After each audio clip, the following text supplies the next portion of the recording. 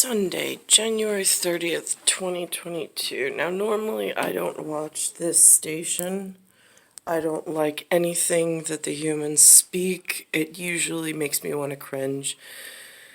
But as I'm sitting here, trying to figure out how to change, they mentioned something about Joe Biden. They mentioned something about if it wasn't for black women, Joe Biden wouldn't be elected. That was like his main base, which I have no idea because I didn't follow it. I don't know if it's a fact, if that's a rumor. I'm not quite sure. It's just what the humans say on this program. Now, I'm sitting here and I'm reading this woman is apparently this, and it says former Obama 2012 deputy campaign manager. Now, that means that she took part in making sure that there was a break-in and a squatter for 8 years, changing all sorts of things dangerously in the country. So that means that everything, and now she's supporting Joe Biden and these changes to the Supreme Court. I don't understand if they've already participated in anarchy and government takedown by actively trying to hire and take people from foreign nations that have nothing to do with founding fathers or what's profiled on our money system that keeps us safe and keeps some continuous movement with some Federal Reserve backup and the United States of America backup. I'm a little confused why they get so much voice time when they've already taken part and participated in this dangerous act of getting Obama elected and of all these changes that are going on. Well, I'm at couch potato level, have not been able to get a law degree, haven't been able to get myself in anything where I can care for myself. And yet we're relying on these people to have the inside information and be our voice of reason and whatnot. But they've now are only protecting themselves and the decision and what they took part in, which is really frightening. So now this whole table, not the whole table, there's one voice of reason at the table, but process, not accurately vetting her. I don't expect President Biden and Senate Democrats to move that quickly, but we need to take some lessons from that. We should move quick. They give all the wrong advice because is this like a plea deal chick? Is this one of the ones that was already caught in the act of trying to take down the United States of America, White House and government that protects the people? And so now she becomes their puppet and spokesperson because she was already caught in a scandal that didn't work out well for the American people. I'm just curious. Should move quickly so that because everything she says, I'm like, how is that protecting my kids and their future in the same space? In the Republican Party is going to be about affirmative action and, undertones of racism. We need to be careful and not tarnish the nominee. Let's move quickly. They are incredibly accomplished women. We should do our jobs, vet, deliberate, but get it done. Do not drag it out. Let's talk about COVID politics now. Yeah, it's not, but I'll go back to the beginning of this, which I thought was really even more interesting.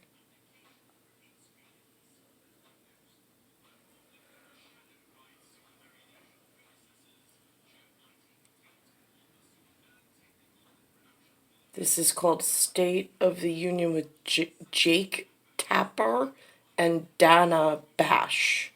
A couple of Republicans we can work with here. Where can we... Now, this gentleman apparently is some kind of governor, and he mentioned something about New Hampshire. But what his speech is, because he says he's a Republican, what his words are, if that's truly how he feels and what he's representing, scares the heck out of me, because it sounds like he hangs out with the wrong crowd in Washington. Where can we trim things back? Yeah. That's what America wants. And I think I'm just expressing the same frustration that, frankly, most people... And now he's speaking on behalf of all of America. I'm a couch potato, and I don't feel the way he does. So now how does that work? Justice Stephen Breyer on Friday, Republican Senator Roger Wicker said whoever Biden picks will be a, quote, beneficiary of affirmative racial discrimination and filling a, quote, quota. Do you agree with that? Well, look, I'm never for quotas. I think in the opportunity of bringing somebody to the U.S. Supreme Court, it's an amazing opportunity, and it always has to be on merit. But is this a quota? Oh, I'll just say as a governor, I don't see things as quotas like that. No, I mean, I don't understand why that would even be available based on the level of climate and scientific changes in the health system that keeps a human upright and healthy. Why is the governance taking a turn and completely changing over? We had a nor'easter, I called it nor'easter 22. This is what it looks like the day after. But this is a rare event for us in New York. It wasn't always, but it's normally now in the winter, same time when it should be snowing. It's been holding like a temperature of around 47. So there's more important, and also I feel like I'm in a collapsing part of the universe, like the origami around, in timing structure around, in the invisible part of the atmosphere. It's like almost the gravity at times is too heavy, and it pulls you down, so it's hard to even stand up straight. You gain weight out of nowhere without any dietary changes. You gain weight, you lose weight. It's unpredictable. The human anatomy in this situation, while this is going on, I even heard the other day somebody call it experimental. Would anybody be allowed to experiment on humans at any point in history or in the future? That's a disgusting field and a dangerous route to go down.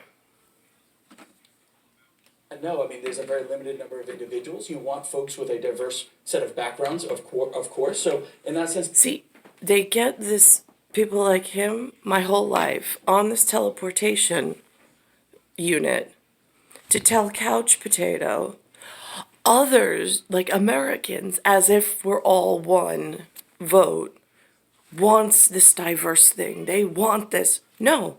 If you speak to them, no, they don't. They want to keep their children safe. They want to have a nice life themselves. They want to have a future for their children to enjoy, something to leave them, some participation with their children. They really don't want this diverse effect coming in and taking away that ability. That's what they really want.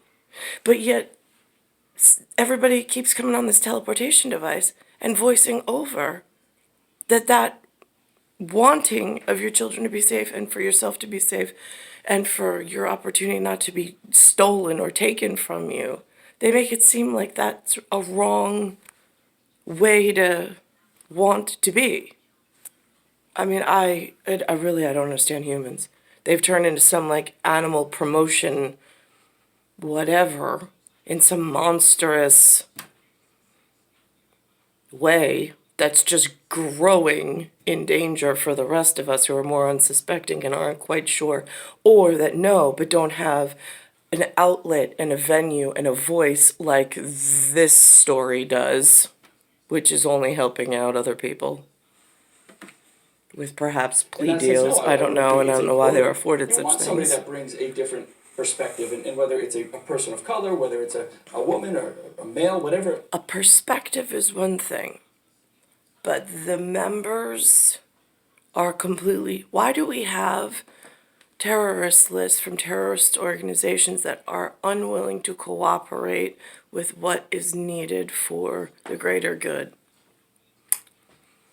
And has that list been rearranged or deranged? Because it really feels like it's, I don't know. It just feels like everything's off.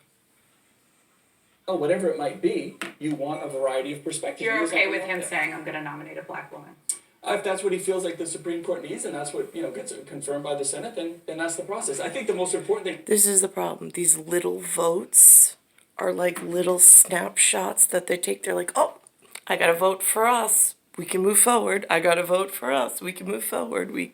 They're okay with it. No, no, no. This quiet, commoner, whatever is not all right.